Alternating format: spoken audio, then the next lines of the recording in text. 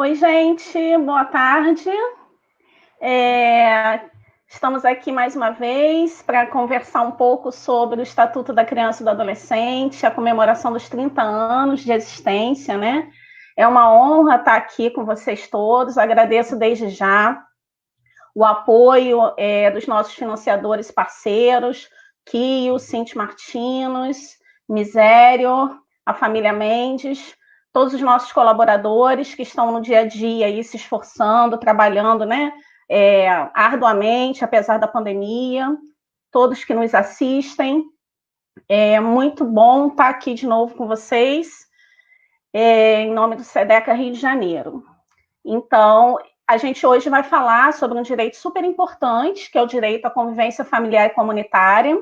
Lembrando aí que nós temos um plano, né, o Plano Nacional de Promoção, Proteção e Defesa do Direito à Convivência Familiar e Comunitária, que foi deliberada pelo Conselho Nacional dos Direitos da Criança, numa resolução conjunta com o Conselho de Assistência, em 2006, entrou em vigor em 2007, e em 2015 já era para ter sido iniciada aí a revisão do plano. Enfim, isso é só uma introdução para a gente começar a nossa conversa. Então, agradecer aí a presença dos nossos convidados, Joana Garcia, professora da Escola de Serviço Social da UFRJ, Fernanda Banos, assistente social do Programa Família Acolhedora, Zé Cláudio, gerente de programas do CIEDES, né, todos os nossos associados. A gente tem tido essa possibilidade de contar com os associados nesse momento de comemoração dos 30 anos do Estatuto. Então, só para a gente alinhar aqui um pouquinho, dizer que cada um vai ter 15 minutos de fala, tá? E as nossas perguntas vão ser feitas ao término da explanação de todos, ok? Então, Joana, seja bem-vinda. Você pode iniciar, por favor, para a gente ouvir você. Boa tarde a todos, todas, queridos amigos, companheiros aí da luta pela expansão da cidadania de crianças e adolescentes.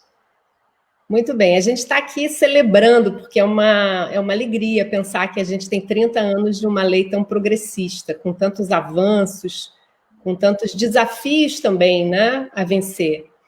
E, diferentemente dos outros temas que o SEDECA está promovendo, de debate, de discussão, o tema da família é um tema delicado porque ele não se encaixa em 30 anos, né? A gente, quando fala de família, a gente fala de uma instituição que nos acompanha e que vai claramente modificando sua conformação, suas nuances, o entendimento que se tem sobre ela, né? Os conceitos que envolvem família vão sendo modificados de acordo com as visões políticas, culturais que a gente vai assumindo. Mas é difícil pensar em 30 anos de uma concepção sobre família.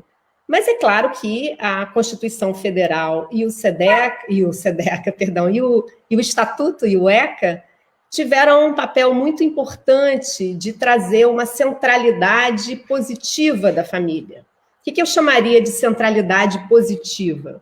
Em oposição a uma centralidade que eu chamaria de negativa ou de familista. A centralidade positiva é colocar, de fato, a família como um lugar privilegiado de proteção, como uma copartícipe nessa função protetiva. E esse lugar positivo reconhece também as diferentes modalidades, os diferentes arranjos de família que estão presentes, não só na realidade brasileira, mas na realidade mundial. Nós temos, então, configurações de família muito distintas, e se a gente olha numa perspectiva de classe e de raça, essa conformação assume, então, formatos diferentes e pesos distintos para quem exerce a função protetiva. Até mesmo quando a gente olha, por exemplo, a questão da mulher, da figura da mulher como uma figura importante na proteção, a gente tem leituras diferentes quando a gente examina o crivo de classe e o crivo de raça. Então, uma mulher das classes trabalhadoras, ela vai ter um sobretrabalho, uma dedicação muito mais intensiva à reprodução dos seus membros e a questão do cuidado e a resposta que ela tem que dar para a sociedade a respeito das suas crias, de como as suas crias estão se tornando indivíduos dóceis e laboriosos. E se a gente constitui, então, um olhar não apenas de classe, mas, sobretudo, um olhar racializado, a gente vai ver que esse olhar judicativo sobre as famílias se torna ainda mais imperioso na figura da mulher que é responsável por aqueles que ela coloca em contato com a chamada sociedade, né? Então, uma outra questão importante é pensar que a família não é uma oposição da sociedade, ela é uma instituição social que discute as relações sociais, que reproduz valores e visões que são da sociedade, não são dela. Mas eu falava dessa dimensão positiva que o Estatuto inaugurou, de pensar a família como copartícipe, porque se a gente pensar, por exemplo, no artigo 4º do Estatuto, que é um dos meus prediletos, porque ele fala da felicidade, né? Ele fala de todas as dimensões da vida que devem ser garantidas às crianças. E ele fala que é dever do Estado. Ele começa dizendo que é dever da família, do Estado, da sociedade de um modo geral, evocando todos os atores que estão conclamados, que estão convocados a exercer a proteção integral.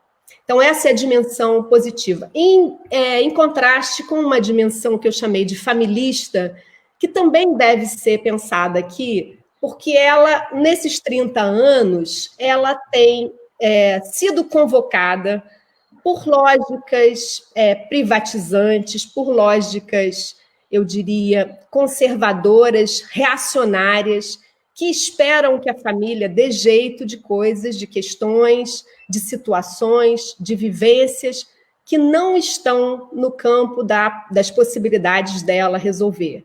Então, quando nós falamos de proteção social, nós falamos de um conjunto muito amplo de direitos, de acessos, de bens, de serviços, que não necessariamente a família tem condição de prover.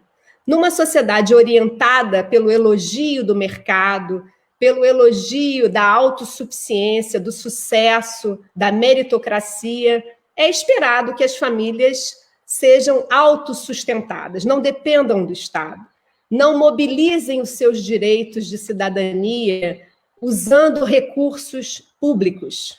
As que fazem isso são olhadas com suspeição. Por isso que há também uma leitura que a gente faz da chamada cidadania invertida, ou seja, ao acionar um direito, eu mostro, de alguma forma, a minha incapacidade de prover esse direito sem reclamá-lo ao Estado. Então, mais uma vez, e aqui claramente eu estou falando dos direitos sociais, que são direitos muito preciosos quando nós falamos de proteção. Então, aqui inauguro essa conversa dizendo da importância que o tema da família tem. O tema da família mobiliza muitos valores, que eu diria bons, mas também valores perigosos, que a tomam de forma sagrada, considerando que ela é suficiente ou que ela é boa em si mesma. Essa leitura não é uma leitura satisfatória, mas ela não deve ser colocada em oposição a uma ideia de demonização da família. Já que ela não é uma instituição sagrada, ela deve ser abolida ou ela deve ser olhada sempre com desconfiança. Novamente, eu reponho algo que eu considero precioso nessa análise sobre família. Família é uma instituição que reproduz as relações sociais. Portanto, entre nós, as relações sociais, elas têm claramente conteúdos de positividade, conteúdos progressistas, de respeito, de valorização, mas elas também têm componentes que reproduzem valores deletérios. Da mesma forma, a família se presta a essas reproduções variadas. Então, eu inauguro essa conversa desse modo e chamo os meus colegas para participar desse debate, dizendo como a família agora é vista, é desafiada, é pensada em oposição, por exemplo, aos processos de institucionalização Nós fizemos, por exemplo, um grande avanço no debate sobre institucionalização de crianças e adolescentes, revisitando práticas que destituíam o poder da família, o chamado pátrio poder no passado e agora o poder familiar, destituíam esse direito de convivência da criança por suspeição das famílias.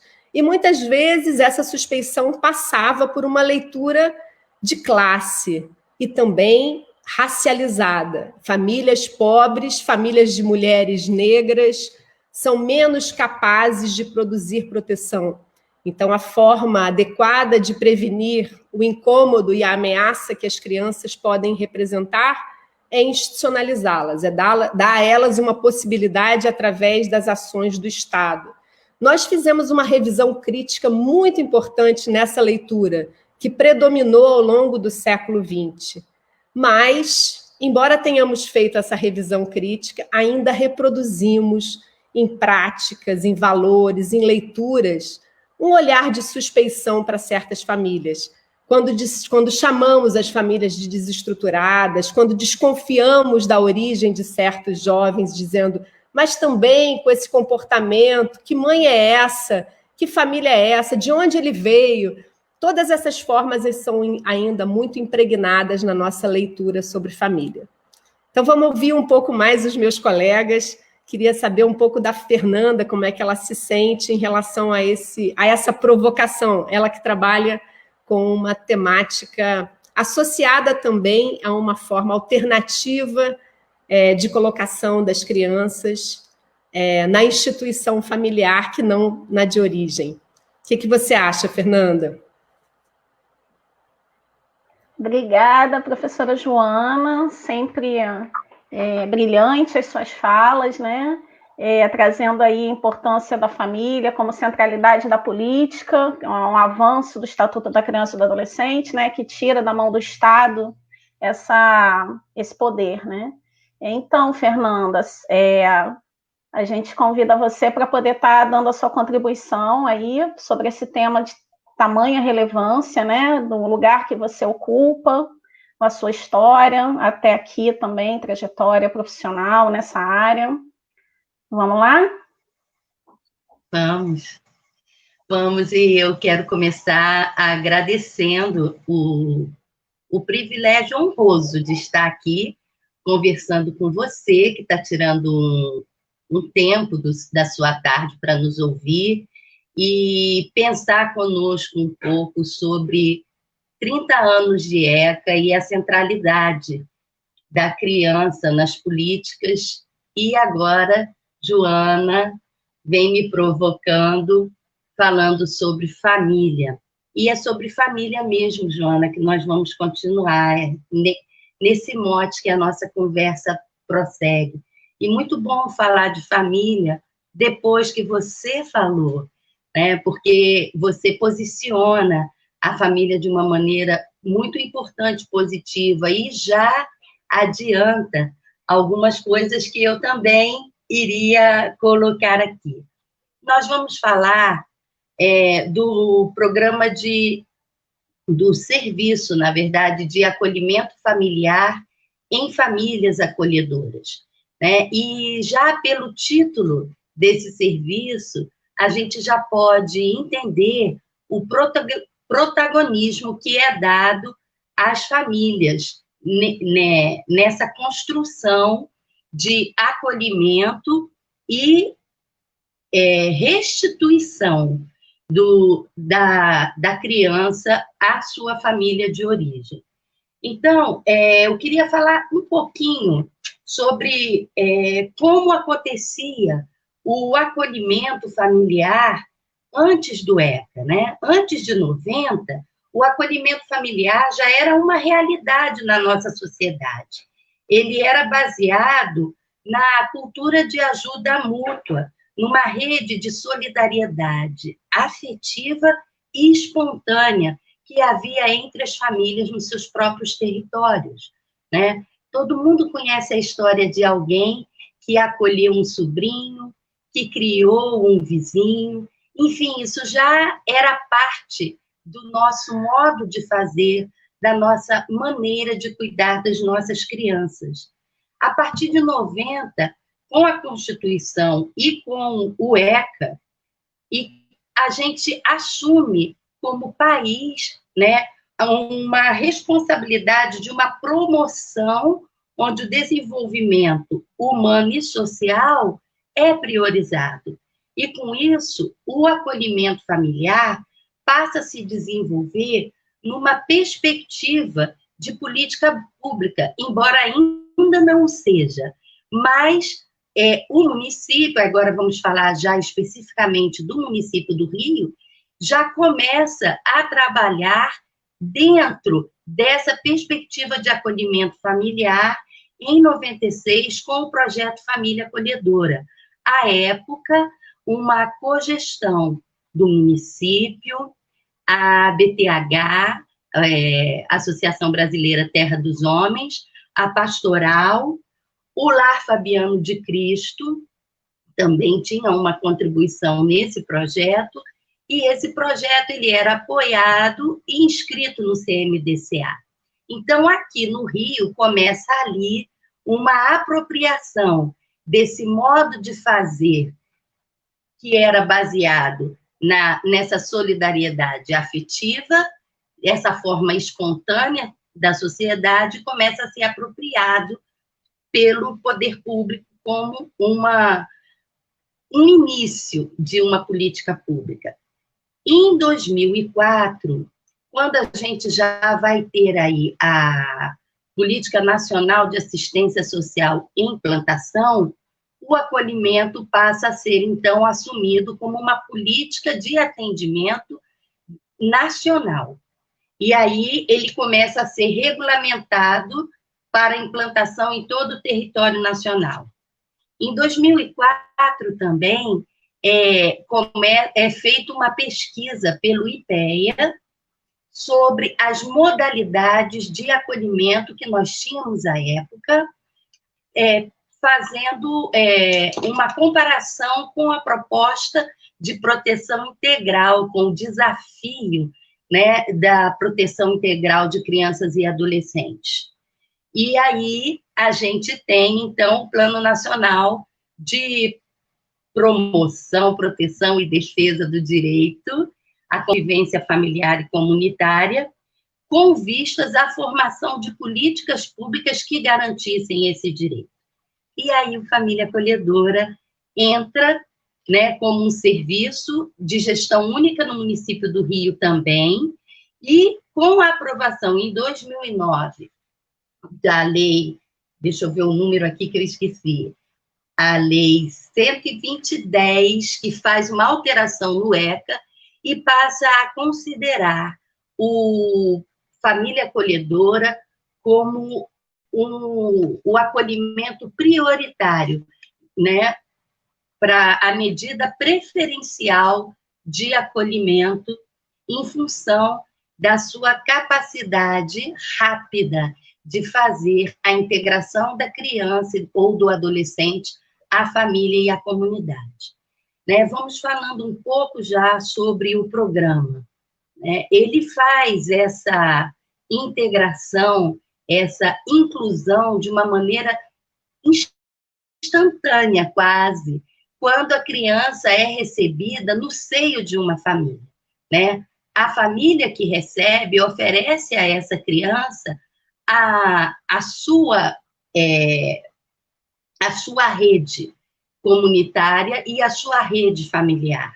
Então, por isso, o Família Acolhedora tem tido esse destaque, né?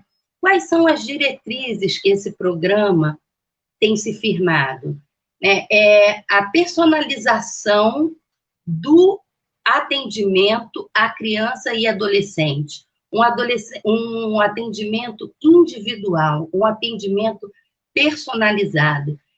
O programa também, como diretriz, respeita os diferentes modelos de organização familiar, tanto para a família de origens, como para famílias que pretendem ser acolhedoras.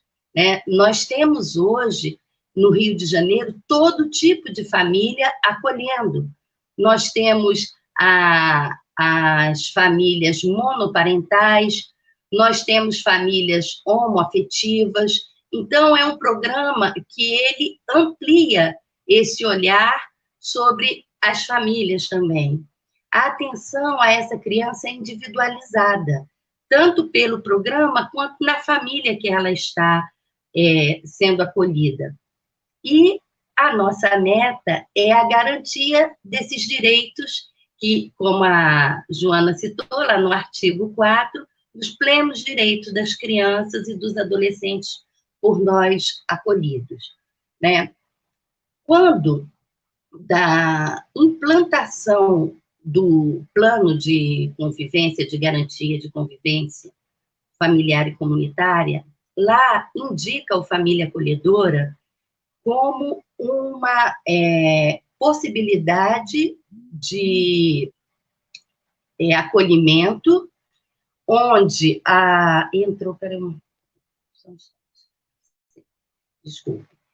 como uma possibilidade de acolhimento preferencial e com vias à reintegração familiar. Então, um dos principais objetivos no nosso atendimento é a preservação do vínculo com a família de origem, a preservação dos vínculos entre irmãos, o fortalecimento comunitário e a reintegração familiar.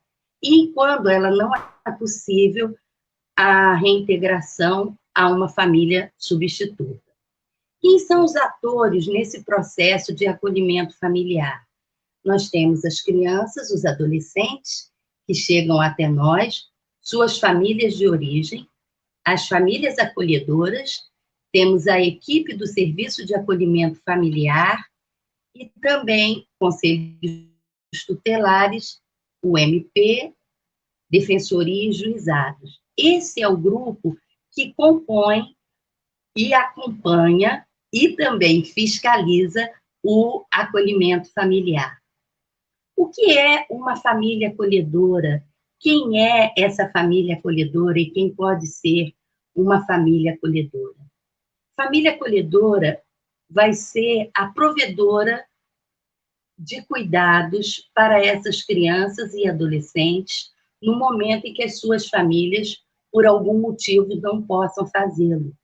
E quem pode ser família acolhedora?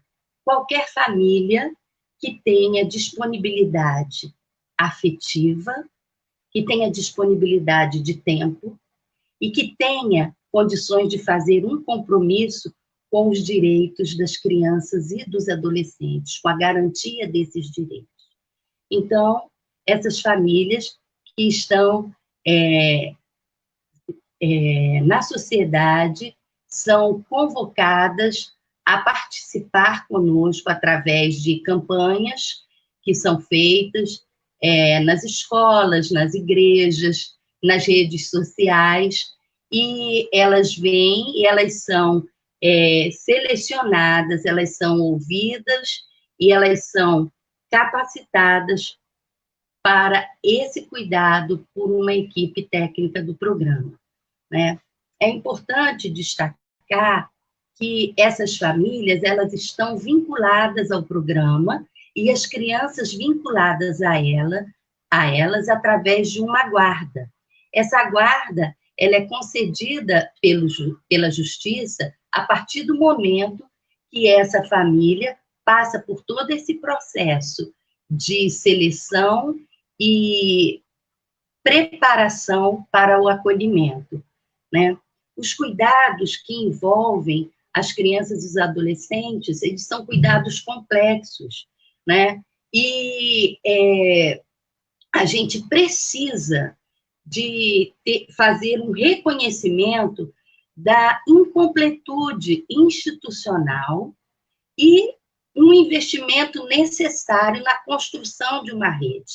E essa rede para atender a todas essas ausências que essas crianças e adolescentes que chegam até nós trazem, né? Então, o desafio que se coloca para equipe e famílias acolhedoras é a construção dessa rede, né? A gente precisa entender que nós, na assistência, que é onde hoje esse projeto é executado, nós não temos as condições para atender a todas as necessidades que a proteção integral à criança e ao adolescente nos demandam. Então, só através desse trabalho em rede que nós vamos conseguir avançar para fazer a superação das situações com que fizeram essas crianças chegarem até nós.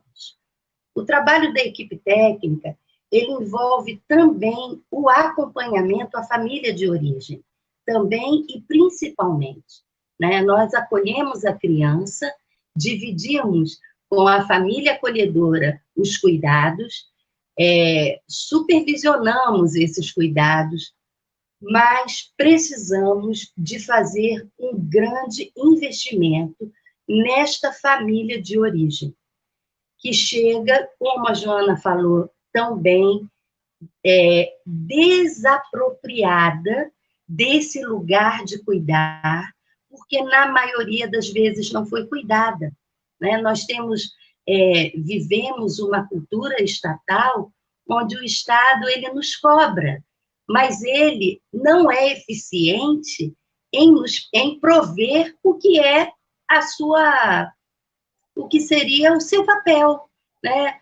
Nós recebemos as famílias e precisamos entender como elas estão na comunidade em que vive, como elas acessam os serviços que precisam, e se não acessam, e quando não estão em condições de fazê-lo, trabalhar para que elas possam sair deste lugar e conseguir acessar os serviços necessários para a sua subsistência, né?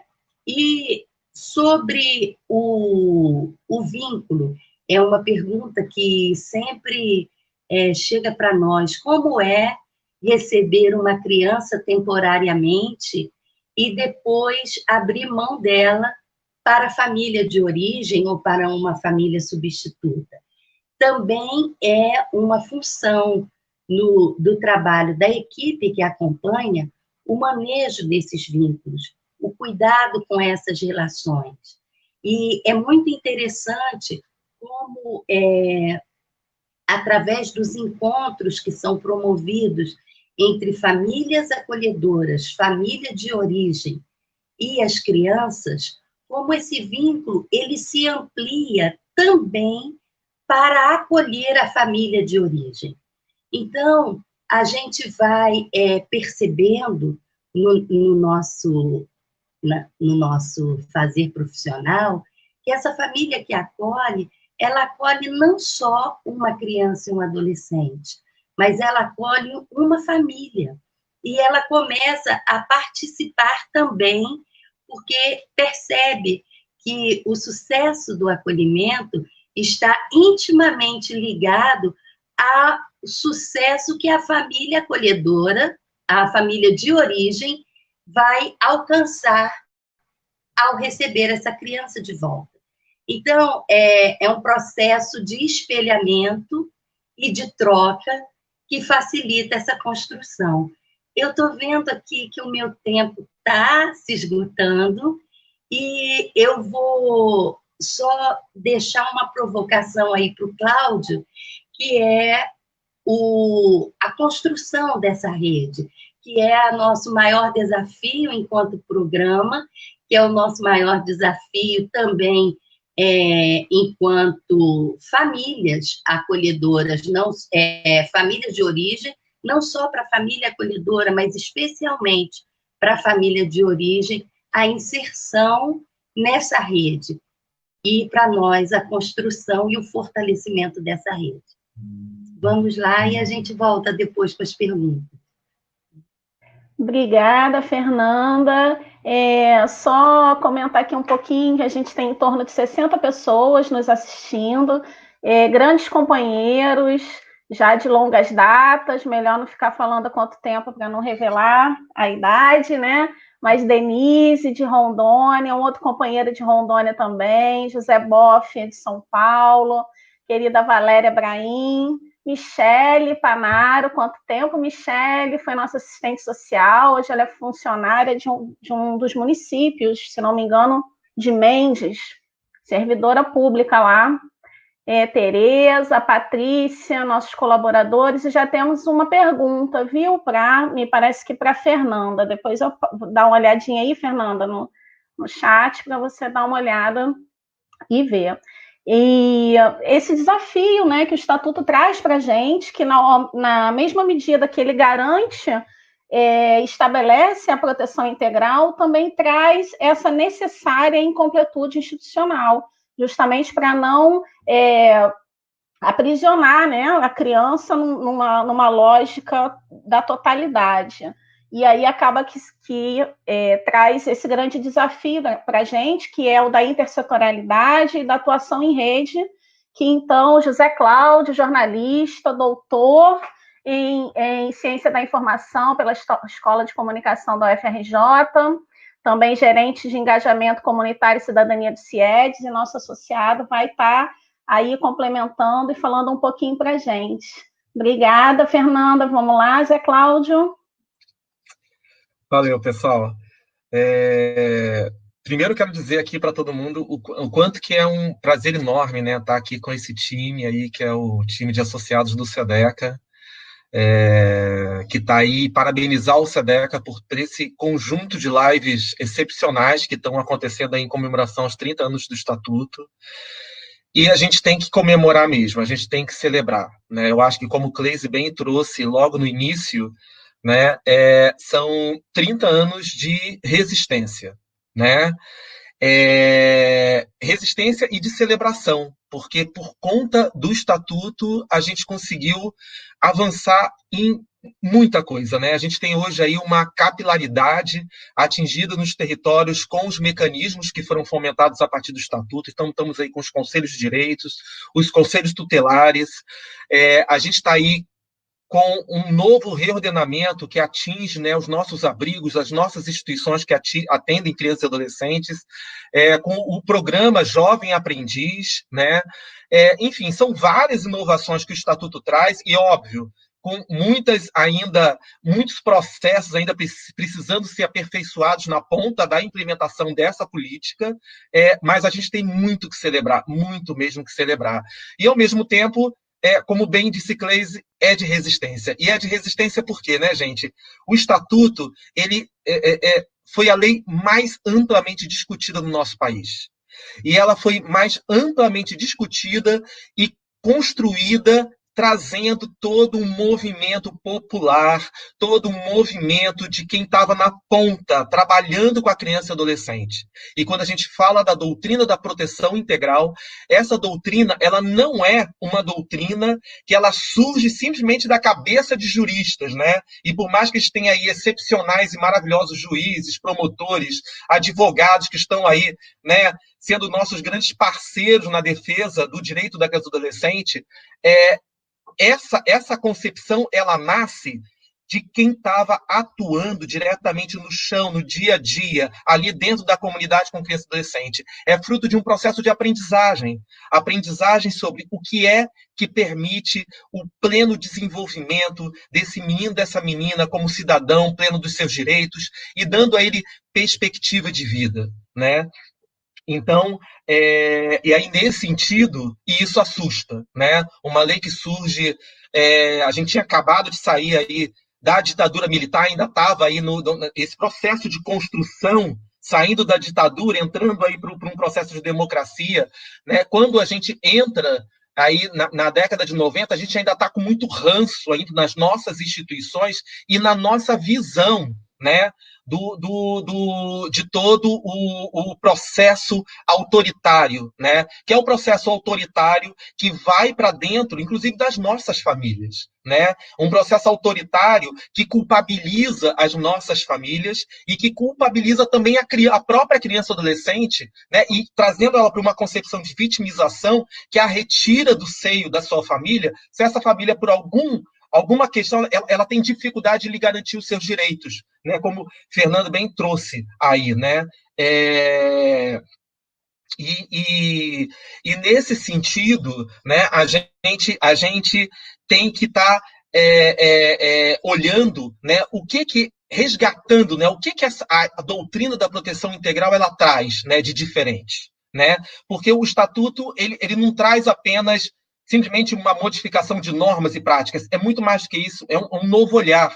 É um novo olhar que a gente tem que ter para a criança, para o adolescente, e um novo olhar sobre nós mesmos que estamos envolvidos nessas novas práticas. Quando a gente fala da doutrina da proteção integral, a gente está justamente trazendo uma concepção de que esse menino e essa menina, para que ele possa ter, né, essa condição de vida, né, que a gente considera que é a condição de vida plena, para ele poder se desenvolver enquanto cidadão no mundo, autônomo no mundo, ele necessita de um conjunto de direitos que são um conjunto de direitos que tem que estar atuando ali de forma integrada e articulada. E é por conta dessa ação integrada e articulada, né, que a doutrina prega em relação aos direitos, que as instituições, que são essas instituições que hoje fazem parte do sistema de proteção e garantia de direitos, né, elas também têm que estar atuando de forma articulada e integrada, né? E aí vem a rede, né? A rede aí que a Fernanda me desafiou a estar chamando aí, né? E nesse sentido, eu acho que esse acaba sendo ainda um grande desafio para o Estatuto. Apesar de a gente ter conseguido grandes conquistas e grandes avanços, um ponto que é um ponto crucial que a gente precisa avançar e superar é a constituição da rede de atendimento, né? A gente ainda traz para dentro, quando a gente fala em rede, na verdade, ainda uma visão de um sistema hierarquizado, né? Um sistema que é vertical, né? E quando a gente está falando de rede, a gente está falando de novas relações que são mais horizontais, mais integradas, mais articuladas, né? E mais articuladas no território, na comunidade. Então, isso por quê? Porque a gente chega a uma conclusão, né, o Estatuto traz isso, que não é apenas uma única instituição, né, que vai garantir para esse menino e a menina todo esse conjunto de direitos e um conjunto de necessidades que ele precisa para o seu pleno desenvolvimento, né? Então o Estatuto ele rompe com essa lógica da institucionalização, né, do atendimento, né? E ele vai trazer essa lógica da proteção integral que tem que ser garantida pela sociedade como um todo, e aí trazendo a família como parceira, né? E não a família como excluída e como a culpada, né, do processo de exclusão de direitos da criança, né? Como o antigo Código de Menores ele colocava ela nessa posição, né? E aí, nesse sentido, quando a gente está falando de um sistema de rede, né, que não pode ser um sistema hierarquizado, né, então a gente está falando de um sistema onde as instituições elas possam estar atuando de forma mais integrada no território. E aí eu lembro de algumas situações recentes, né, de algumas experiências que a gente estava tendo, né, com a experiência de um programa de territórios educativos, né, que a gente tem trabalhado lá no Maranhão, quando a gente reúne na comunidade, né, os atores daquela comunidade. Então, estavam lá escolas, estavam lá organizações que atendem criança e adolescente, estava a unidade do CRAS, e são instituições que estão ali naquele território há 10 anos, 20 anos, né? E a gente tinha situação, por exemplo, de escola que dividia muro com uma organização social de atendimento e que uma organização que estava ali há mais de 20 anos e somente naquele encontro aquela escola conseguiu saber exatamente quem era aquela organização, ela nunca soube o que aquela organização fazia. Uma organização que atuava no contraturno com os meninos que saíam da escola, né? Aqueles meninos que estavam na escola e participavam das atividades dali da organização, né? E trabalhando, inclusive, com várias questões que pipocavam dentro da escola, e a escola ficava pensando como poder resolver, como poder trabalhar, e a partir daquele encontro, a escola ela conseguiu identificar naquela organização uma parceira com o seu trabalho comunitário. Né?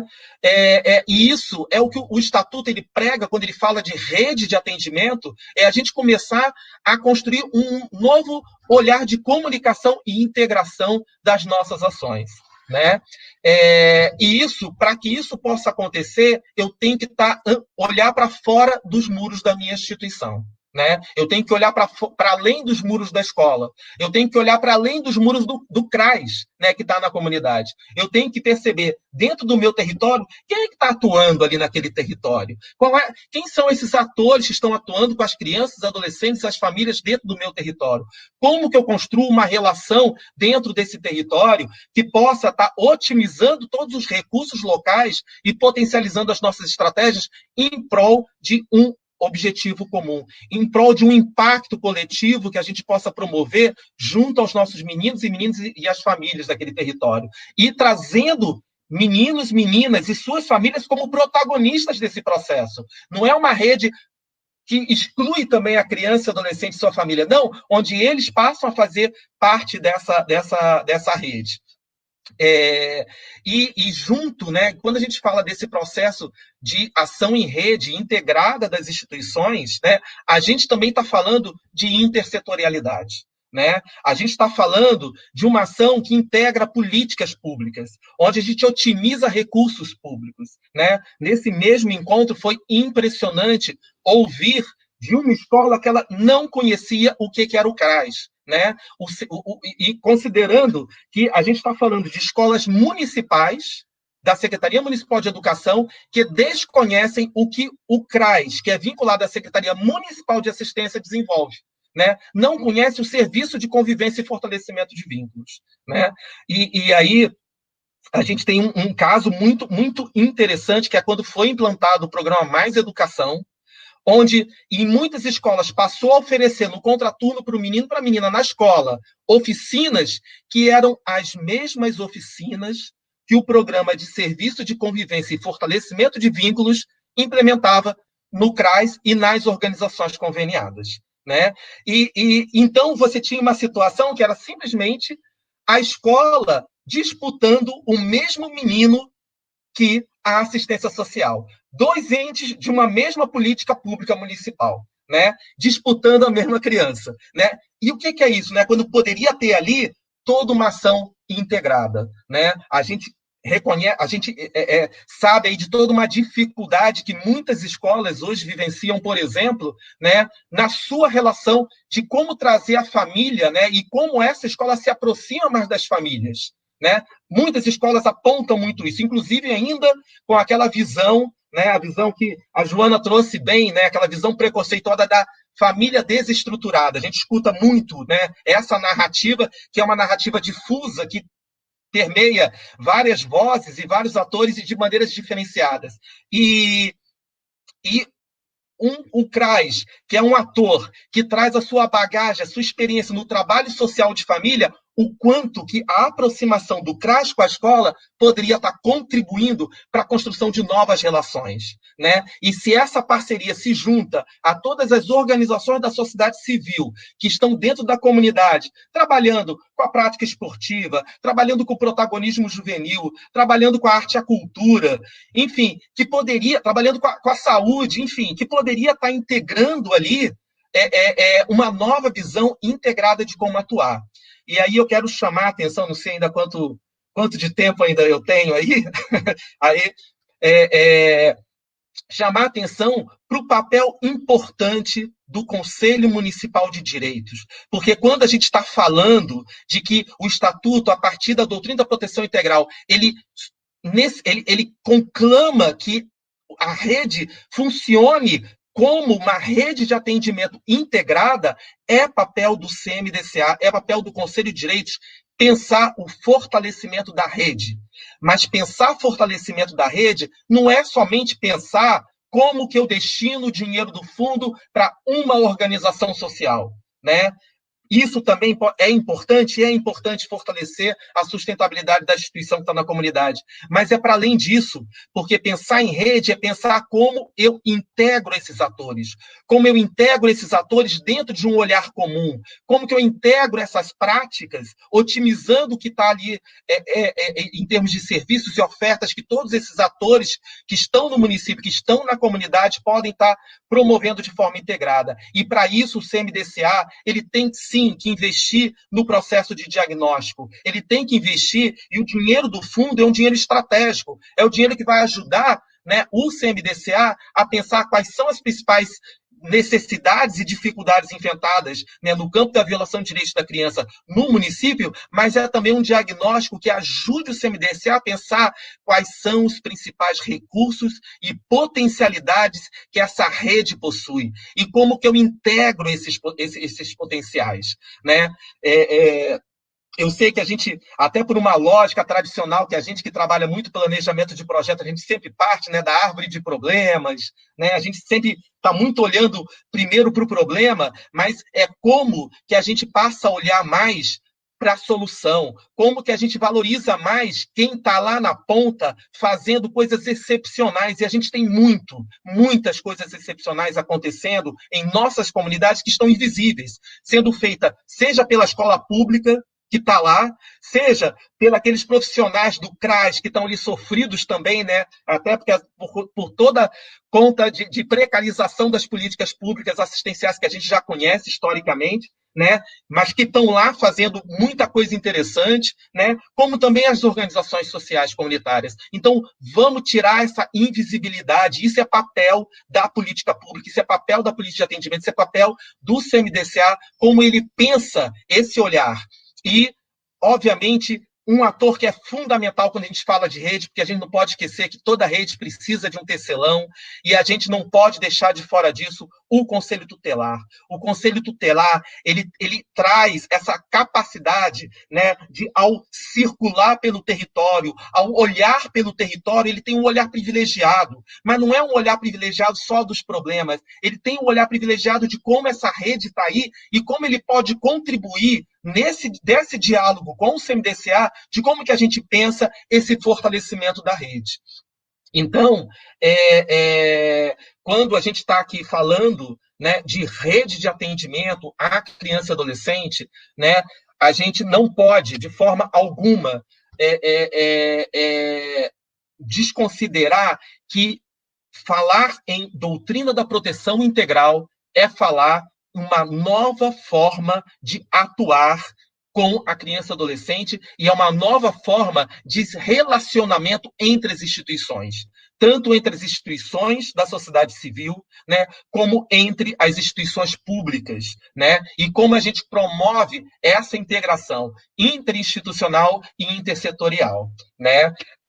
E aí, só para poder finalizar, e até porque já botaram ali, quando mostra todo mundo junto, já falaram que vai me parar de falar. Então, mas só para dizer assim, que a gente está saindo agora de um processo de pandemia que vai deixar mazelas muito sérias, né? A gente já está sabendo aí que a gente está com problemas de evasão escolar que vão ser muito sérios, que a gente vai levar para 2021. A gente está falando aí de exploração do trabalho infantil que estamos levando para 2021, que vai aumentar, já vinha aumentando e que agora vai ficar cada vez mais sério, além do próprio problema da violência doméstica e abuso sexual, que isso já estava vindo aí.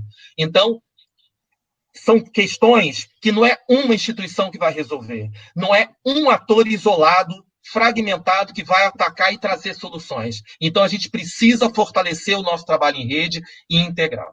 Enfim, gente, parar por aí. Vamos lá.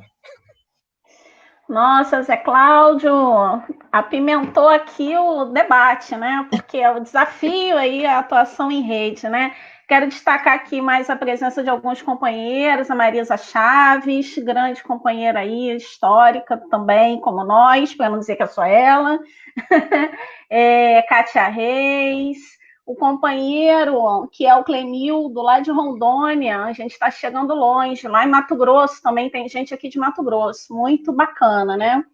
E aí, só para fazer um pequeno comentário aí de algumas questões que Zé Cláudio traz para a gente, como desafios, né, que o Estatuto coloca nessa área, lembrar que, em relação a essa questão que você falou da escola, né, nós fizemos um trabalho há pouco tempo, um levantamento diagnóstico numa área conflagrada, e uma questão que foi levantada pelos jovens foi um trabalho de participação ativa com adolescentes e jovens sobre as violações em relação ao direito à vida naquele território, né?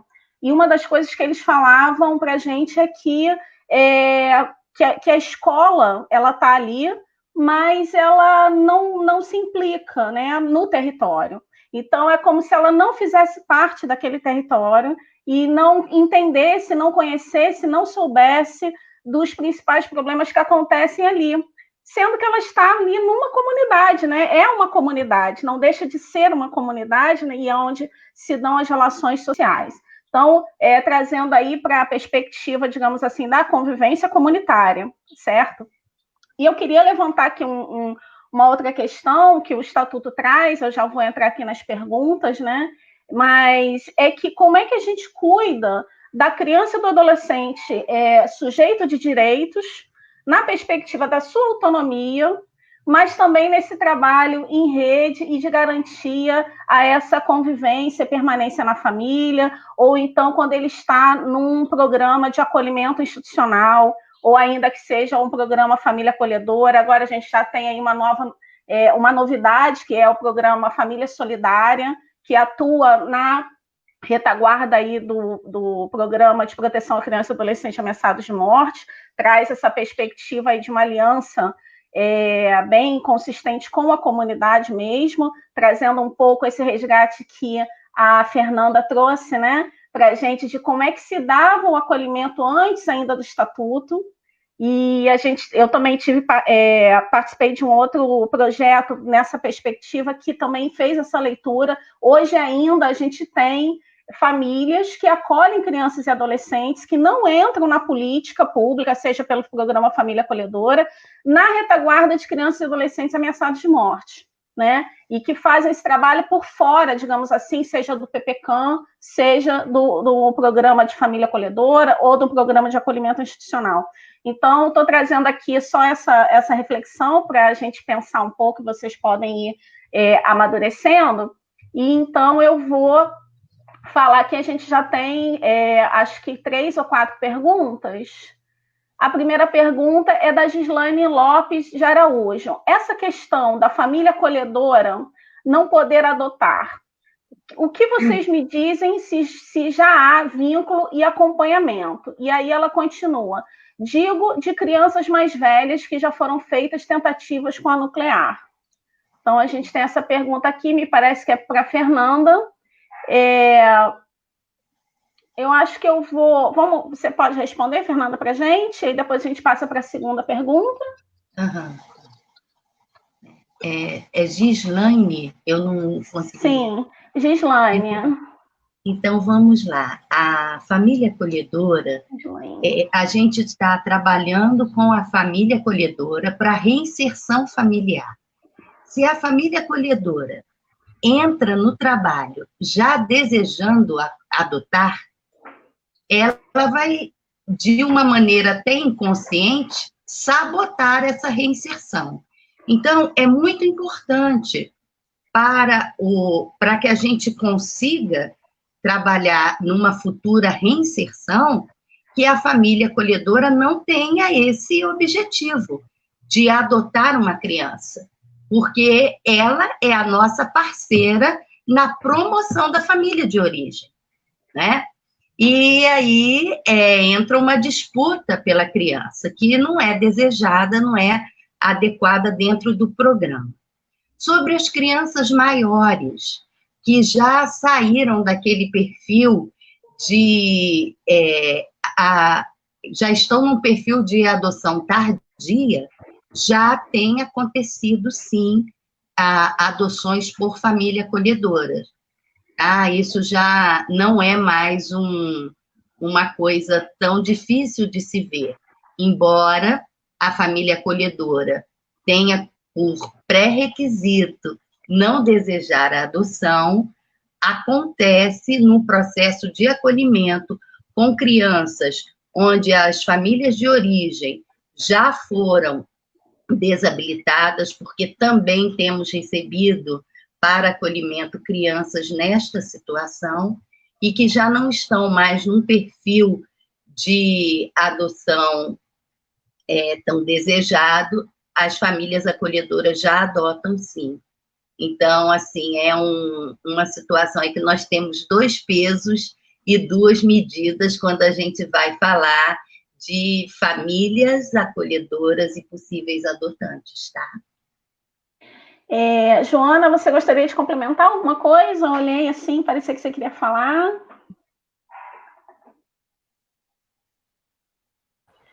Eu posso falar, não exatamente sobre a colocação da criança em família acolhedora. A gente tem uma leitura, eu acho, ainda muito segmentada. Ou a família como um lugar prioritário, ou a família ou o Estado, no sentido do que vem de pior, do que vem de dificuldade de individualizar, de valorizar, de conceder os direitos de vínculo. Então, a gente tem uma pressa, muitas vezes, nesse processo de devolução da criança à família. Então, Família Acolhedora me parece ser um programa que tem uma vocação de fazer um bordado, ao invés de entregar uma coisa industrializada, se é que essa imagem é clara, né? Então, tem todo um trabalho demorado, cuidadoso, artesanal, no tempo em que a criança está nesse lugar, a família está em outro lugar, recompondo a sua capacidade protetiva. Mas a nossa tendência é de imediatamente encontrar um lugar para a família e considerar que a família é o único lugar, a família, seja ela biológica ou outra, adotante, o único lugar da criação de vínculos. Eu queria sugerir que vocês dormissem com essa pulga. O que a gente está propondo, o que o Estatuto propôs, é uma leitura ampla da proteção da criança. Não é a minha criança, não é a criança da minha família, do meu sangue, aquela criança que eu amo, são as crianças. Portanto, se ela está sobre o meu olhar, sobre a minha responsabilidade, seja eu quem for, ela tem que ser entendida como uma criatura a ser protegida. E isso não necessariamente na sua família biológica. Eu tenho várias questões que apareceram aqui, né? Eu fui bem comedida, vocês foram mais generosos na proposição de questões, mas uma das questões que me deixa assim, bem provocada é a questão da rede, né? Rede é uma palavra que, quando a gente usa, todo mundo balança a cabeça. Vocês já viram alguém dizer assim para rede? Rede, que coisa horrível, rede. Nossa, lá vem essa conversa de rede, esse neoliberalismo. Não, rede está associada a uma proposta positiva, a uma proposta progressista, uma proposta democrática. Tantos valores positivos que a gente tem imediata adesão à palavra rede. Mas ela não é autoexplicativa, ela não é um mantra que, ao dizer rede, a relação entre nós se torna igual. Então, nós pensamos igual, nós agimos igual, nós entendemos a criança do mesmo modo. Não é assim. A gente sabe que o problema maior entre nós está nos conceitos. O que a gente entende por família? O que a gente entende por criança? O que a gente entende por proteção? Quando a gente elabora esse conceito, as práticas vêm a reboque dessa elaboração. Então, a gente se encontra numa rede, mas a gente tem uma visão totalmente romântica, moralizadora, religiosa da família. Não vai dar certo se os componentes dessa rede não concordarem com essa visão. E vamos imaginar que todos tenham.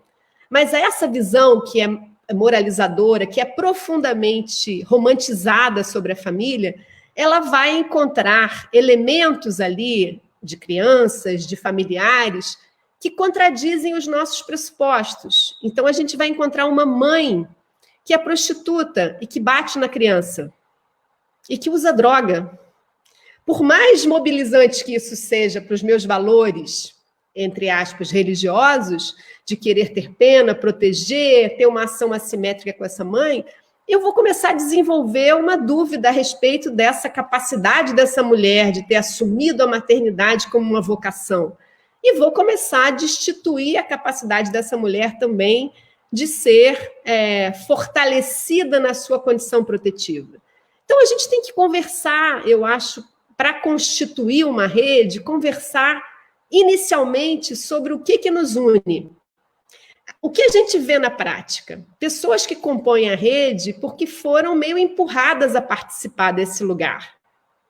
A ideia da incompletude, eu sempre digo que não é um defeito, é uma virtude do processo, é uma virtude que mostra que nenhum de nós é capaz de promover o bem-estar sem estar associado. Mas essa associação, ela não é imediata, ela é extremamente custosa, ela tem que ser elaborada todos os dias. E ela é baseada, sim, infelizmente, no carisma das pessoas que compõem a rede, na disponibilidade que elas aportam, na energia que elas põem no trabalho, na visão política que elas trazem. E isso tem que ser permanentemente alimentado, porque se um dia essa pessoa altamente carismática, que ativa a rede, pular fora, o que acontece com a rede? Acaba. E a gente tem inúmeros exemplos disso na nossa história, na nossa biografia. Já que a gente está contando a idade que a gente tem, né, Cleise? Uma coisa que nem entendi por que você faz toda hora menção a isso. Está perto do seu aniversário, por acaso? Enfim, então a gente tem muitas histórias para contar de redes de constituição que se desfizeram porque as pessoas saíram, porque elas se desencantaram, porque elas bandearam para uma outra área. Meu Deus, como pode? Eu trabalhei tantos anos com essa pessoa, de repente ela vem aqui relativizar a idade da penal? Como assim? O que aconteceu com fulano? Então a gente tem claramente uma adesão baseada no carisma individual. Mas o conceito, a ideia de rede que está por trás disso deveria não considerar necessariamente os nomes, mas os valores que agregam essas redes. Porque hoje eu saio, mas no meu lugar vem outra pessoa que entendeu esse valor, que quer fortalecer esse valor. E às vezes a gente usa como valor o estatuto. O estatuto é uma lei, né? Valores são debatidos e negociados no cotidiano. A gente tem que entender o que são esses valores centrais para a proteção. E isso, no âmbito da infância, é muito atravessado por visões romantizadas, por visões, a criança como o futuro da nação. Eu acho essa frase, assim, não gosto, tenho antipatia dessa frase. O futuro da nação é um peso imenso para a criança assumir. E que criança que é o futuro da nação? Aquela que está acompanhando o irmão que comete ato infracional, ela também é o futuro da nação? Então, fica um pouco essas questões, assim, que eu não diria que são pessimistas, mas elas são questões que eu diria, assim, que nos ajudam a tirar esse enquadramento um pouco ficcional do que seja a rede e do que seja o papel da família. E entender que essa rede ela é atravessada por interesses, por visões que são muitas vezes contrastantes e que esse trabalho de fortalecimento tem que ser feito permanentemente. Assim como essas famílias que nós trabalhamos, que nós compomos, as nossas próprias, são atravessadas por contradições, por recuos, por processos que precisam ser sempre revisitados, né? Acho que falei um pouco demais, mas volto a falar se for provocada. Não, foi assim, de uma inspiração poética a sua fala, viu? Bem, de verdade. Traz questões que mexem realmente com o afeto de cada um de nós, né? Porque acho que é isso que move a gente a estar aqui. A questão com a idade, Joana, é porque eu comecei muito jovem, né? E aí, de repente, eu me pego e falo assim, nossa, são 30 anos de estatuto, né? Entendeu? Aí eu fico assim, como é que pode? Passou tão rápido. Então, é mais por isso, para eu me convencer, né?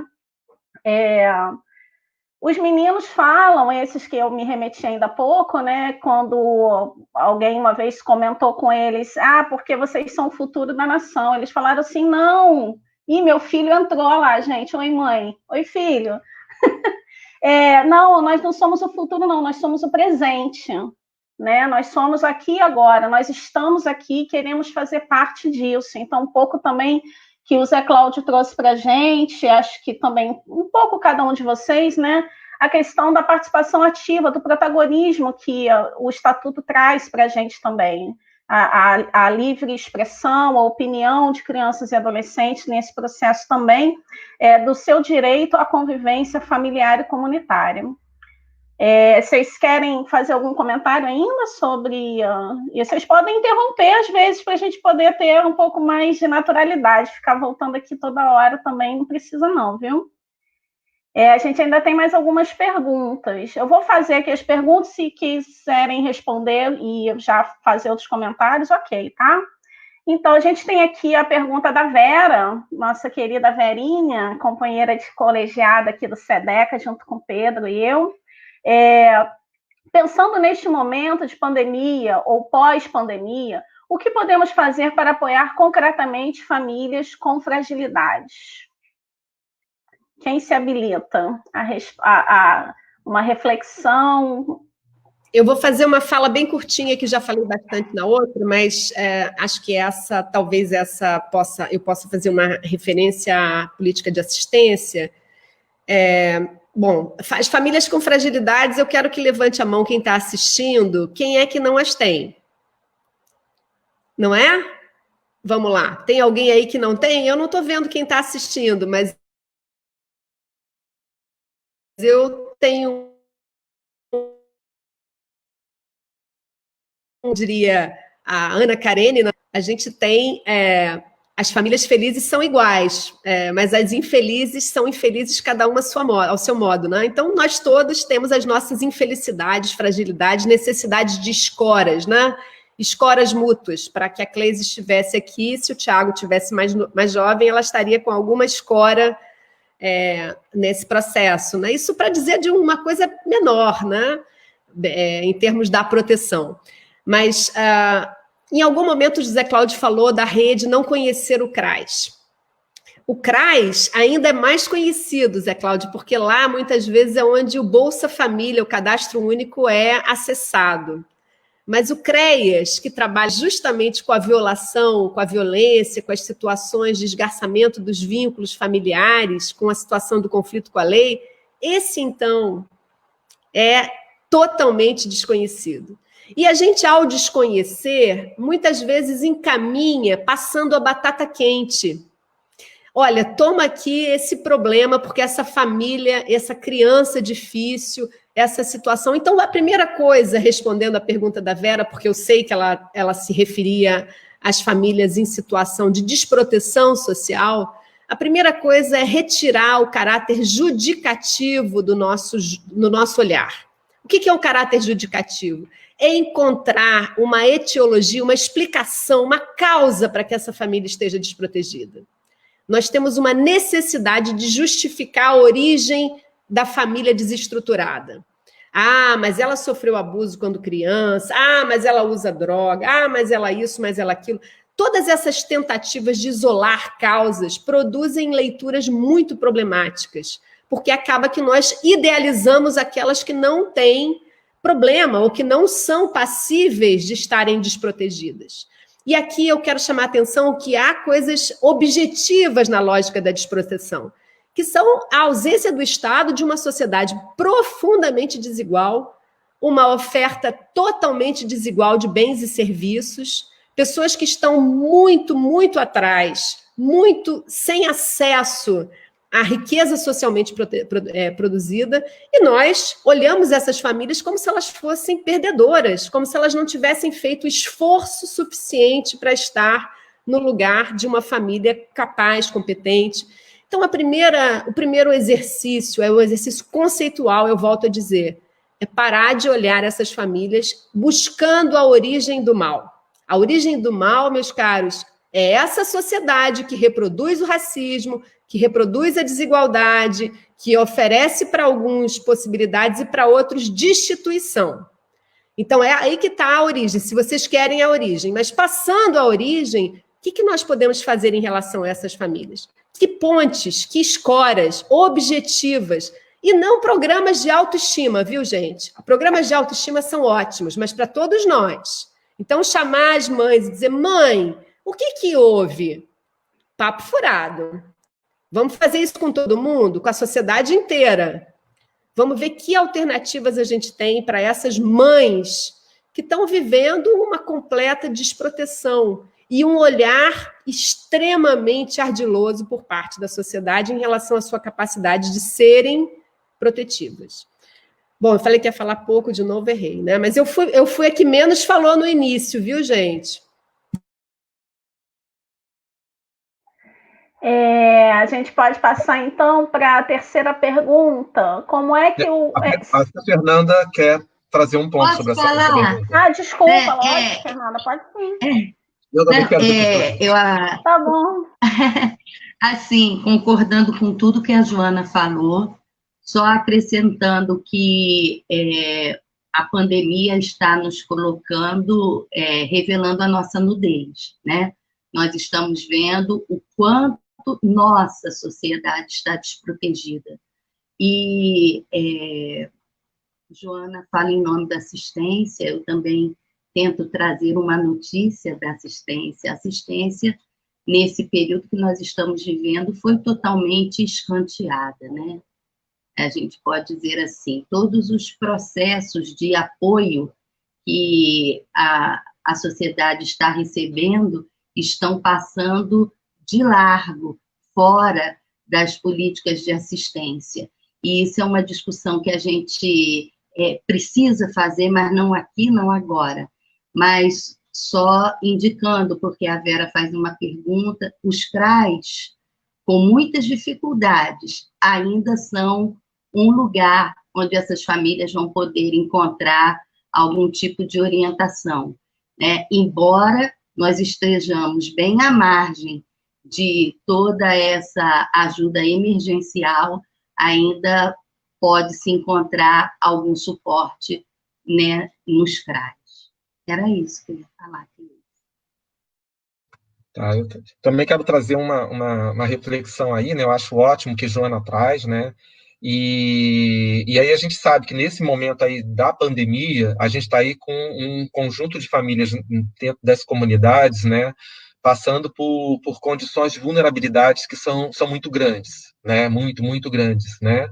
E que obviamente tem mobilizado aí diferentes frentes de ajudas aí humanitárias, né? Que vão desde, né, vouchers para compras de alimentação, itens de saúde, né, distribuição de kit, né, as comunidades de maneira em geral estão se mobilizando, as próprias comunidades em prol disso, né? Então, você tem aí uma necessidade nesse momento que é isso, mas olhando aí para um processo de retomada, né, de direitos, que eu poderia dizer, né, que se essas famílias estão nessa condição é porque direitos foram negados também para essas famílias, né?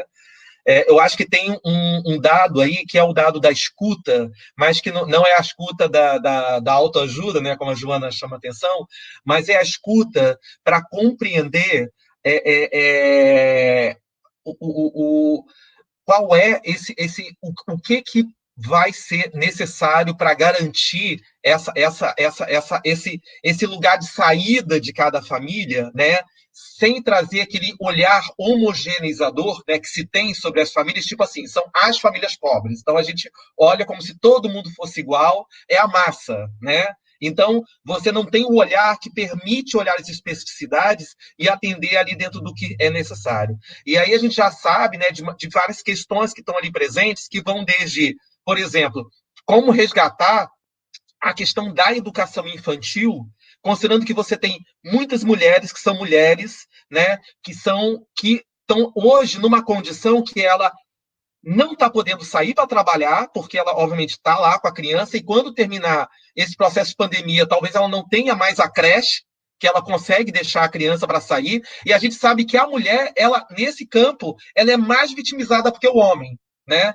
Porque a sociedade ela faz isso, né? Então quem tem que ficar em casa acaba sendo a mulher, e ela acaba sendo vitimizada por esse processo, né?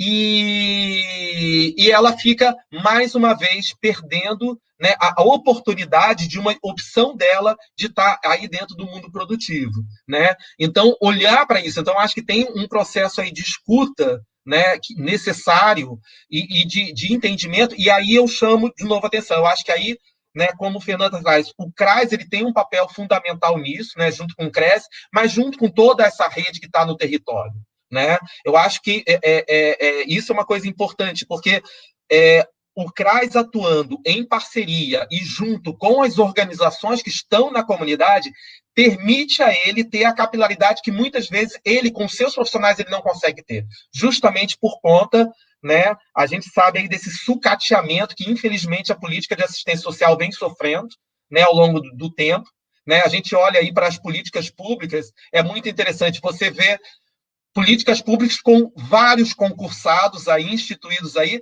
mas quando fala de assistência social, é aquele contrato temporário, né, aquele contrato de salário minguado, né, enfim.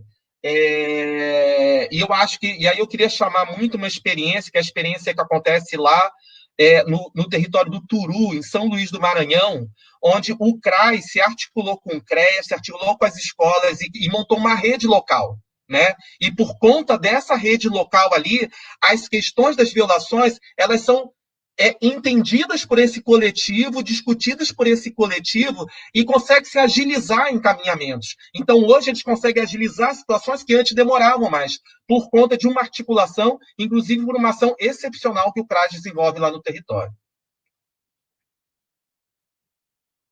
Então, gente, eu quero falar aqui para vocês que a gente já está chegando no final, né? Praticamente, como passa muito rapidinho.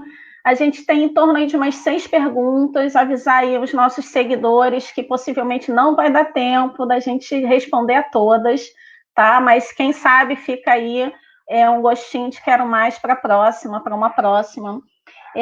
Saudar aqui a Fabiana, que trabalhou com a gente também já há um tempo, né? Fabiana, que a gente vem nessa luta.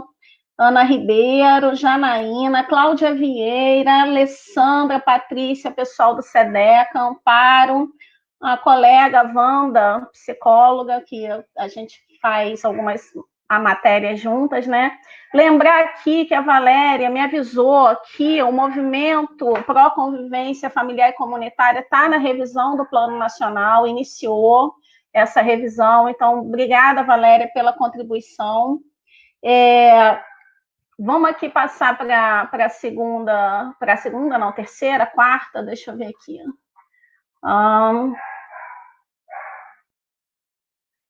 A gente já falou aqui, falamos, né, de como o CMDCA pode contribuir para a rede se conhecer. A gente já respondeu essa pergunta. Então, tem uma pergunta aqui da Vera de novo, como o CMDCA pode contribuir para a rede se conhecer.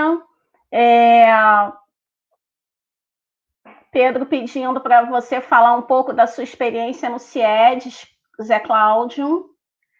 E deixa eu ver mais aqui. Aqui um companheiro, Marcelo, falando que como trabalhar em rede, se há todo um desmonte das políticas públicas conquistadas até hoje, um desânimo social. Outra pergunta aqui da Cristina. Quando recebemos um adolescente que sofreu violência física e esse adolescente defende o agressor, não querendo ser inserido em família substituta, a ponto de dizer, se eu for para outra família, eu vou fugir. Bom, aí deixei aqui algumas questões para ver quem de vocês se sente mais à vontade para responder. E então, nessa fala, eu vou encerrar aqui as perguntas, a gente ainda vai ter mais, acho que 1 ou 2, e então a gente parte para as últimas, assim que terminar essa rodada aí de colocações de vocês, ok? Posso falar sobre o adolescente que não quer ficar? É a que eu mais gostei. Um adolescente não quer ficar. poxa, a gente está fazendo tudo por você e você não quer ficar, rapaz. Presta atenção, olha só, um pratinho quente, uma família amorosa, e você quer escolher a família? Olha, eu sinto muito, mas nós somos assim, não é? Nós temos preferências. E quando a gente fala do protagonismo, quando a gente fala da possibilidade das pessoas se expressarem, incluem também elas se expressarem diferentemente do que nós gostaríamos. Então, tem crianças fáceis, que são aquelas dóceis, boazinhas, que vão à escola, que dizem muito obrigada, com licença, eu amo você. Tem algumas que digam, eu te amo de paixão, eu nunca entendi o que é, te amo de paixão, beijo no seu coração, que eu também não sei, depois a Cleise vai dizer o que é, beijo no coração. Todas essas coisas que fazem parte de um universo da positividade, nós achamos bom. Mas quando nós lidamos com um menino que é desafiador, que não é grato, que é agressivo, que põe a mão no coisa e fala, qual é, tia? Vai encarar? O que eu faço com ele? Não, eu não tenho perfil para recebê-lo. Esse programa não pode, essa escola não pode, essa instituição não pode, porque ela não trabalha com crianças com esse perfil. Bom, gente, tem uma frase dos bombeiros, que não é dos bombeiros, é de um filósofo antigo, mas os bombeiros incorporaram. Nada que é humano me é estranho. Todas essas dificuldades passam por nós, fazem parte do que a gente chama humanidade. Então, as crianças e os adolescentes que são considerados, taxados, difíceis e que mostram que não querem, estão sinalizando, estão exteriorizando e precisam também ser incorporados com o mesmo afinco, com a mesma boa vontade, com o mesmo trabalho de vínculo que a gente faz com aqueles que são os mais amorosos. É claro que eu sou tão humana quanto todos os outros e prefiro os mais amorosos. Mas a gente não está aqui trabalhando com beterraba, tomate, batata, que a gente escolhe os melhores. A gente está trabalhando com pessoas que trazem tudo isso junto. Então, vamos trabalhar com as pessoas como elas são e não com a idealização delas. Tá certo? Então, com isso, eu não sei se já está na hora de despedir, mas eu vou ficar quietinha aqui, porque já falei bastante. Fernanda, vamos terminar com a colocação de vocês, e aí acho que a gente deixa as demais perguntas. Eu vou ver aqui. Vai lá, Fernanda. As crianças e adolescentes quietinhas, elas tendem a ser esquecidas. Eu também tenho uma certa atração por esses meninos que falam, que se posicionam, porque são eles que movimentam esse trabalho nosso. E quando um menino não quer ficar, ele não fica, tá? Tem jeito não. Eu acho isso muito interessante, porque nós, no Família Acolhedora, quando o menino chega para a gente, atualmente, ele já chega com uma determinação judicial, né? E por conta dessa determinação judicial, a gente fica em papos de aranha quando recebe um menino desse que não quer ficar. Porque o juiz já disse que ele vai ficar no Família Acolhedora, e ele está dizendo que ele não vai ficar, e não fica mesmo. A gente tem que passar a mão no telefone e discutir o caso com o doutor. Doutor, não vai rolar acolhimento. Nós vamos ter que encontrar uma outra forma de acompanhar o Joãozinho e a família dele, porque acolhimento ele não fica nem um dia. A gente tem visto isso acontecer, viu? Ele não fica, amiga. Se ele não quiser ficar, a gente vai ter que sentar e pensar uma estratégia diferente e, às vezes, passar a mão no telefone e discutir essa estratégia com quem determinou que assim fosse. Porque não há juiz que faça um menino ficar onde ele não quer ficar, numa família que ele não quer ficar. Tá? Isso que eu teria a dizer com a minha vivência lá no Família Acolhedora. Posso só fazer uma outra? Eu não estou resistindo. Tem uma ótima, uma piada, tá? Uma piada que é verdadeira. Eu fui a um CREAS e... Olha, a nossa âncora aqui está dizendo que a gente pode passar um pouquinho, então vamos tentar responder as outras perguntas. Você pode falar mais um pouquinho, Joana. Vou falar só uma piada. Eu fui a um CREAS e a coordenadora do CREAS me disse: olha, Joana, eu tive um problema muito sério com o juiz, porque ele ligou para mim, para o meu telefone pessoal, e disse: olha, consegui 15 vagas para os meninos numa atividade de luta. Então você me manda o nome dos 15 meninos. Nenhum dos meninos que estava cumprindo medida no CREAS se interessou. O juiz ficou possesso. Onde já se viu, eu consigo 15 vagas maravilhosas para os meninos fazerem o que eu acho que eles devem fazer e eles não querem. Então é uma piada, né? É só uma piada. Mas é uma piada da vida real, viu, gente? Na verdade, é uma piada que caracteriza, né, isso que a gente está falando, né, do sistema hierarquizado. Né, que a gente quer chamar de rede, isso não é rede, né? Isso é um sistema hierarquizado, né, que está sendo imposto, né, e que é resquício do Código de Menores, né? É uma concepção de como trabalhar com a criança e com o adolescente que é do Código de Menores, não é da doutrina da proteção integral, não é. Né? Porque pela doutrina da proteção integral não é o juiz que vai determinar qual é o melhor caminho para o menino e para a menina, né? Não é o diálogo que se constrói, né? Infelizmente, eu acho que isso aí está nesse desafio, né, que a gente tem que trazer. E aí eu acho que tem o Marcelo, quando ele traz ali nessa dificuldade, a pergunta dele, né, a dificuldade que é trabalhar em rede, e de fato né? A gente sabe de todas as dificuldades. Trabalhar no coletivo não é fácil, né, gente? De forma alguma, trabalhar no coletivo é fácil, porque a gente tem aí a gente é criado para querer ficar somente com os iguais, né? Essa é a lógica da sociedade racista, da sociedade xenófoba, homofóbica, né? Essa faz parte da nossa cultura. Nós fomos criados para sermos racistas. Né? Nós somos criados para sermos violentos. Nós somos criados para sermos violentos. Né? Então, a gente está no estatuto, por isso que eu falo que ele é muito inovador e revolucionário, porque ele rompe com isso e a gente está ainda, obviamente, numa fase de transição. E para a gente é difícil, porque isso está no nosso corpo, está na nossa alma, na nossa criação. Né? E acho que esse é o desafio, né? Mas eu digo que a gente tem aí experiências que a gente tem que olhar, e uma das coisas que eu aprendi, né, nessa olhada de caminhada é olhar mais para o local, o território. O território tem um valor muito grande. Né? Então, quando eu falo desse caso lá do Turu, porque o Turu é um território dentro do imenso município de São Luís do Maranhão, né? Como tem lá também, lá em São Luís do Maranhão, o território da cidade operária, né? Onde sentou lá as bibliotecas comunitárias, também com escola, com creche, e é impressionante, um grupo que também se conhecem, mas pela primeira vez sentaram para discutir de uma forma, com todo mundo junto, a temática da criança e do adolescente ali, em termos de como que a gente se junta, como que a gente a gente começa a trabalhar mais junto. Né? Então, acho que isso, olhar mais para essa coisa do local, né?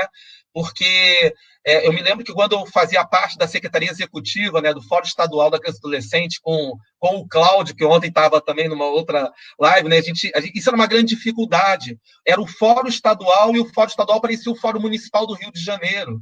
Né? Porque a gente acaba concentrando as coisas do município do Rio, porque fica mais fácil.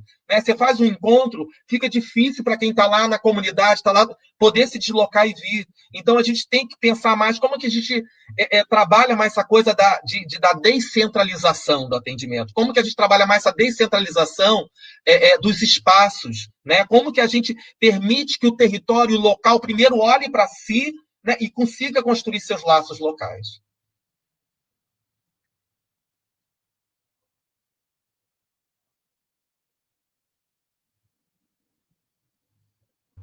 Vai, Fernanda, é contigo.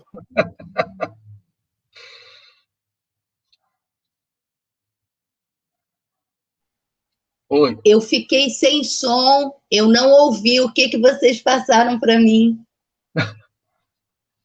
A gente está chegando ao final. Você faz aí uma performance final para gente. Olha, Joana tá brincando comigo desde o início dessa live. Ela tá querendo que eu cante, mas eu não vou cantar hoje, né? Ficou difícil para mim. Mas, assim, para encerrar mesmo, nós estamos fazendo a rodada final, é isso? Eu só vou fazer a última pergunta para a gente encerrar, e aí nessa pergunta vocês podem fazer a despedida, tá bem? Da Cláudia Valéria, ela fala que...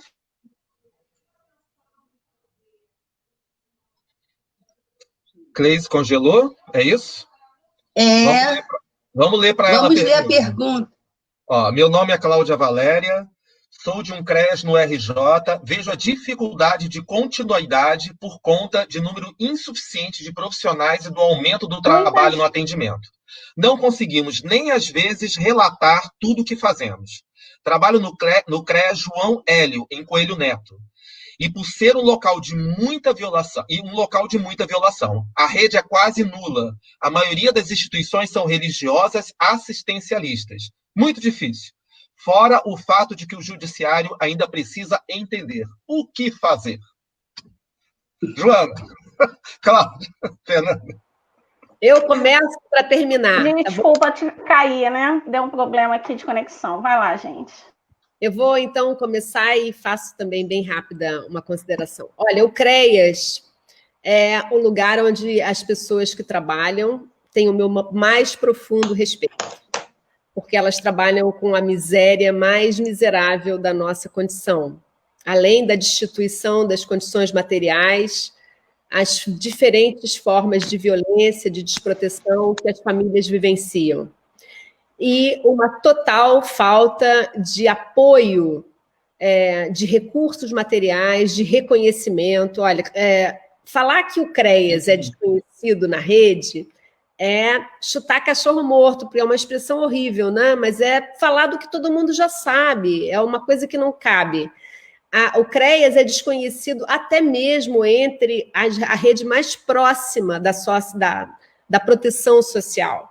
Ele é muitas vezes levado, encaminhado por pessoas, por exemplo, de conselho tutelar, ou mesmo das escolas, considerando que ele vai resolver, fixar problemas que têm um nível de cronicidade, de dificuldade de tratamento e de atendimento, que exigem uma ação coordenada, um fluxo de atendimento e uma permanência. Quando a gente observa, por exemplo, que o volume de atendimentos é feito no CREAS e espera-se que ele dê conta de 100 famílias, de 50 famílias, e a gente vai com uma lupa entender o que são essas famílias, a gente percebe claramente que não é para funcionar, que é para colocar uma máquina de moer gente em funcionamento, que é para funcionar como um lugar de ameaçar, de tornar as pessoas alertas porque o poder público está atrás delas. E sem contar que essas mulheres, eu falo mulheres porque é o público preferencial da assistência, vocês sabem que é sobre elas que a carga pesada se impõe, sobretudo da socialização dos seus membros. Essas mulheres já chegam num lugar que deveria ser um lugar de proteção, desconfiadas de que serão tratadas ou que serão vistas como responsáveis por aquela desproteção. Então, é um lugar que trabalha as violações, você imagina? Ao trabalhar as violações, as pessoas chegam até esse lugar com o adjetivo de violadoras, de pessoas que estão vivenciando violência. Então, é preciso ter uma proteção e um cuidado especial em relação ao CREAS, pela rede, e um entendimento do que está no alcance do CREAS, de resolver, de trabalhar, de entregar para essa rede. Uhum. Vai você, Fernanda, ou vai eu agora? Vai lá, Fernanda. Vai, gente, tanto faz. Eu. Assim, a pergunta da Cláudia Valéria me deixa muito mobilizada. Eu concordo com a Joana, é o local mais triste de se trabalhar dentro da política de assistência no Rio de Janeiro hoje. né? Nós temos os CREAs sobrecarregados, com um volume de trabalho que é imenso, com uma equipe reduzidíssima. Um CREAS hoje que ele tem uma característica de CRAS especializado e não de centro de referência de atendimento especializado. Então, eu quero dizer aqui, falar da minha solidariedade com esses profissionais, dizer que eu não sei também o que fazer, porque com os recursos que chegam até vocês, nos lugares onde vocês estão, com a demanda de trabalho que vocês têm, com o que vocês recebem de incentivo, eu não sei. Eu acho que só vocês têm que cuidar umas das outras para não adoecerem. Eu sei que você está preocupada com o seu fazer profissional, mas se preocupe também com você. Se cuidem também, porque a gente só pode ir até um certo ponto, e o CREAS está chegando no limite da inatividade, né? E eu sei que isso tem adoecido muitas companheiras, muitas colegas, e o que eu quero dizer para vocês é que se preocupem sim com quem vocês atendem e façam o melhor atendimento que vocês puderem, porque é isso que vocês fazem diariamente, mas se cuidem também. Se cuidem, porque não é responsabilidade de vocês toda uma política de assistência que está sucateada, né? E a gente vai observando que a proteção básica, ela tem um olhar muito forte, uma cobrança muito grande e um financiamento muito seguro, e por isso ela é muito bem cuidada. De um outro lado, a gente tem uma política de alta complexidade, que tem um sistema de garantia de direito aqui, ó, batendo no cangote, como diria o meu pai, e por isso ela é muito bem cuidada. E o CREAS é aquele grupo que está ali no meio, que não está de uma maneira tão precarizada quanto a alta complexidade, mas já está com violações bastante sérias e por isso sai da proteção básica. Então, minha amiga, nessa briga aí, o CREAS ficou no meio e sem assistência e sem cuidado, e isso aí já vamos botar aí, nós já temos quanto tempo dessa política de 2004 para cá, porque o CREAS sempre ficou para depois, né? Então, para as minhas colegas, eu quero dizer que essa responsabilidade não é de vocês, que vocês continuem fazendo como fazem o que podem, mas cuidem umas das outras, porque ninguém vai cuidar de vocês. Vocês é que precisam se cuidar nesse momento. Estou falando isso com muita emoção, porque eu conheço a Cláudia Valéria, eu sei do compromisso dessa pessoa, e eu sei o quanto ela sofre e as outras colegas também sofrem nesse lugar. Eu só posso falar isso, nem tenho mais o que dizer.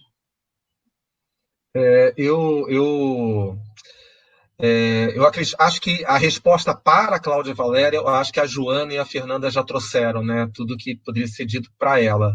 Mas eu acho que, associado à pergunta dela, o que eu quero chamar a atenção é sobre o papel do Conselho Municipal de Direitos da Criança e do Conselho Municipal de Assistência Social. Porque se a gente está, né, o quanto que esses conselhos estão discutindo o CREAS, o quanto que esses conselhos estão considerando, porque quando a gente fala de CRAS e CREAS, a gente está falando de instituições, né, a gente está falando de atores que é mais do que simplesmente um equipamento de atendimento, é um equipamento que traz diagnóstico para o desenho de política pública, né?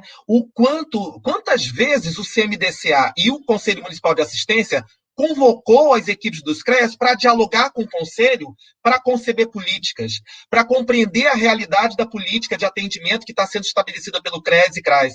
Quantas vezes CMDCA e Conselho de Assistência se juntaram os dois conselhos para discutir qual é o orçamento público e como está sendo gasto com CRAs e CREAs.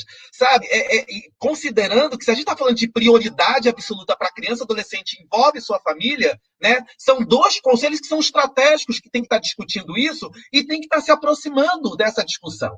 Né? E a gente não pode esquecer que o Conselho de Direitos, como também da assistência, nós temos lá as organizações de atendimento. Organizações de atendimento que lidam também com CRAs e CREAs. Por que elas não estão integradas para poder trazer essa discussão para dentro do Conselho? É o espaço de deliberação de política, é o espaço de fiscalização de política. Né? De novo, né? Quanto é importante trazer esse tipo de discussão, porque é um tipo de discussão que depende de olhar e atendimento de política pública, né? E a gente precisa que os atores que estejam dentro dos conselhos, da sociedade civil e do poder público, tragam esta discussão lá para dentro. Muito bem, minha gente, a gente encerra, então, com essas brilhantes falas, né, essas considerações. Lembrando que Hilda, a primeira conselheira tutelar de Ramos, passou por aqui também, Nina, uma grande companheira, amiga Márcia, Cristina também.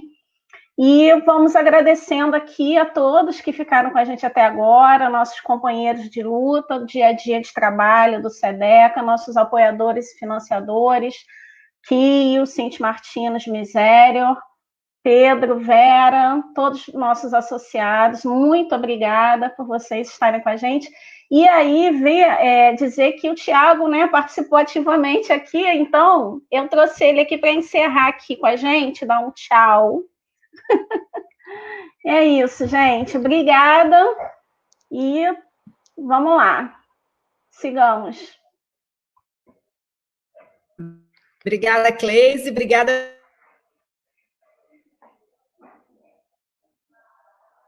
Fernanda e Zé Cláudio. Obrigada, eu também agradeço ao SEDECA essa oportunidade, foi muito bom. Obrigada, Cláudio. Obrigada, Joana. Obrigada, Cleide. Eu também agradeço todo mundo, pessoal. Para mim é uma honra poder estar com vocês, construindo, partilhando e aprendendo com todo mundo, né? Muito bom, muito bom. Estou muito feliz. Obrigado.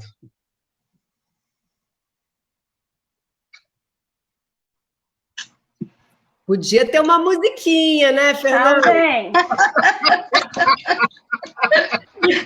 Olá, Fernanda. Vai ter no nosso encontro de discussão, eu prometo. Então tá bom. Tinha caía bem mesmo, Fernanda, para encerrar essa live brilhante. Vamos lá. Não ter a vergonha de ser feliz. Puxa aí, vai fechando. Agora numa posição feliz.